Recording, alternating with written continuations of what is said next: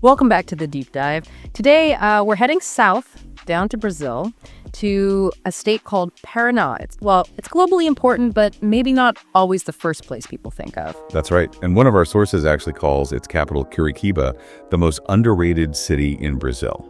Which kind of sets the stage, doesn't it? It really does. It tells you Parana isn't easily pinned down. It's not just one thing.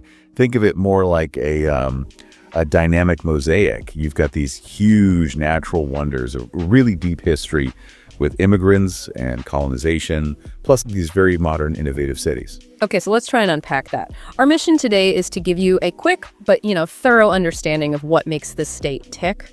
We've got sources on the massive Iguacu Falls, obviously, but also the historic coast, some cultural movements like the Paranist movement, and some really unique food. So yeah, the goal is to give you the ultimate shortcut to understanding this really vibrant part of Brazil. Sounds good. Where should we start? Well, you almost have to start with the big one, right? Foz do Iguaçu, home of the Iguacu Falls. I mean, it's one of the 7 natural wonders of the world for a reason. Absolutely. The sheer power of the water is just staggering. Yeah, and the sources mention different ways to experience it. Panoramic views, sure, but also these really immersive boat tours that get you right into the mist. And what's interesting about Foz do Iguaçu is this concentration of power. You've got the natural power of the falls, obviously. Right. But it's also sitting right on the triple border. Brazil, Paraguay, Argentina. Ah, yeah. That makes it a unique spot geopolitically. Exactly. It shapes everything. Local trade, tourism, people hopping over to Ciudad del Este in Paraguay for shopping, that kind of thing. It's a real hub. And speaking of power, but maybe more, engineered power. Right near the falls is the Itaipu hydroelectric power plant. Yes, one of the largest engineering projects, ever, really. The scale must be immense. Our sources touch on that, saying it's a mix of this incredible technology, but also, interestingly, ecotourism efforts around it too. Well, the scale of Itaipu, you really need to grasp it. When it was finished, it was the biggest power generator in the world. It's still a massive producer. Wow. And that contrast is key, I think. You have this monument to human engineering and control sitting just down the road from the raw, untamed power of Iguacu Falls. That tension, between innovation and nature seems to run through the whole state. That's a really great point. And if we shift from that kind of global scale engineering to more local human ingenuity, we should talk about the capital, Curitiba. Curitiba, the green city. Exactly. And not just because it has, 53 parks or something, massive green spaces, but it was revolutionary in urban planning decades ago. Totally. They pioneered the bus rapid transit system, the BRT. It's basically like a subway system, but using buses on dedicated lanes. Right. I heard of that. It became a global model. Super efficient, affordable public transport. It cut down congestion, emissions. A city really known for smart design, both architecturally and, logistically. And you see that design focus in the big landmarks too, right? Like the Botanical Garden. That's the postcard shot of Curitiba. Oh yeah, the glass house. It's stunning. French style, but they say it was inspired by London's Crystal Palace. Interesting. Sort of European elegance meets Brazilian nature. Precisely. And then for art and culture, you have the Oscar Niemeyer Museum. Locals call it MON, or the Eye Museum. Because of that crazy shape. Exactly, that unique kind of surreal eye shape. And it's noted as the largest art museum in Latin America. Huge collections inside. Important Brazilian modernists. So Curitiba sounds like a place that really invests in its cultural life. It's not just buildings. Sources mention a busy festival calendar too. Oh, yes. There's a Curitiba Music Festival around March, April, which is apparently massive. And then towards the end of the year, the Christmas of Light. The whole city gets involved, decorations, choirs, parades, from November through December. It sounds vibrant. And all that energy, that artistic vibe in Curitiba, it really stems from Parana's cultural roots, which are incredibly diverse. Okay, tell us about that blend. Well, you start with the foundations. Indigenous peoples and African roots from the colonial era. Then the Portuguese colonizers, of course.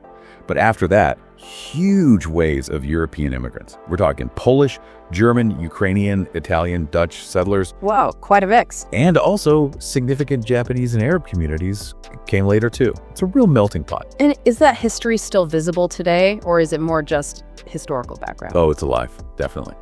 The sources point out that in some of the rural colonies founded by these groups, families still actively speak and preserve their ancestral languages.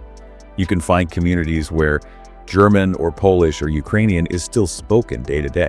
That's fascinating. Keeping those cultures really vibrant. Exactly. And this complex mix of people, this search for identity in a rapidly changing place, led to something called the Peronist movement. It was formalized around 1927 by a writer named Romario Martins. Peronist movement. Okay, what was the goal there? It was essentially an attempt to, well, construct a set of shared symbols for the region, to forge a distinct Parana identity out of all these different threads, especially during that period of heavy immigration. And what kind of symbols did they focus on? Key symbols that came out of it were things native to the region, like the Araucaria tree, the Parana pine, and its edible seed, the pinhão.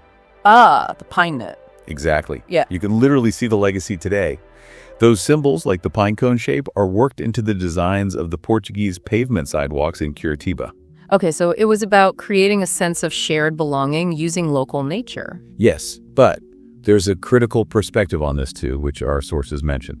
While Peronismo aimed to unify, some analyses point out that the identity it promoted often ended up emphasizing a white and European heritage for the state, meaning it sometimes, perhaps unintentionally or perhaps not, downplayed the really significant cultural and economic contributions of people of African descent or mixed-race populations.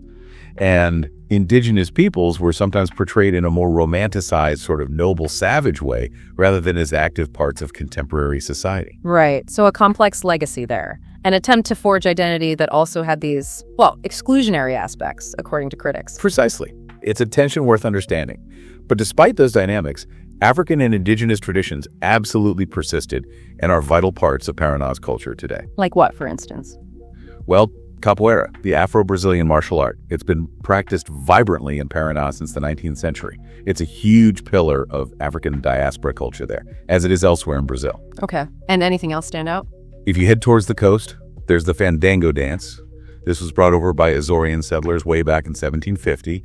It's a traditional music and dance style, particularly strong in towns like Moretes, and it's actually recognized as intangible cultural heritage by Brazil. Wow, from 1750, that's deep roots. Definitely. This blend of cultures, Azorean, African, European, indigenous, it must show up in the food, right? Oh, absolutely. Yeah. Parana's food scene is a direct reflection of that mix. It's fascinating. So what's the must-try dish? If you go there, what do you absolutely need to eat? I think the most famous, the signature dish, especially from the coast, has to be burrito. Burrito. Okay, tell me about it. It's this amazing slow-cooked beef stew, very traditional in the historic coastal towns. The name burrito comes from the cooking method itself. Oh, yeah. How so? Burrito means sealed or plastered. They cook the beef in a clay pot, and traditionally, they seal the lid onto the pot with a dough made from manioc flour and water. Get out. Really? They seal it shut? Yeah, completely sealed. Then it goes into the oven for like 12 hours, sometimes longer, until the meat is just incredibly tender, completely shredded. Wow. And how do you eat it? Traditionally, you serve it over manioc flour, maybe with some rice and bananas on the side. It's hearty, rich, really unique. Okay, burrito. Got it. What else? Anything specific to Curitiba? In Curitiba, especially in the bars, you'll find something called carne de onça. Which translates to Tiger meat.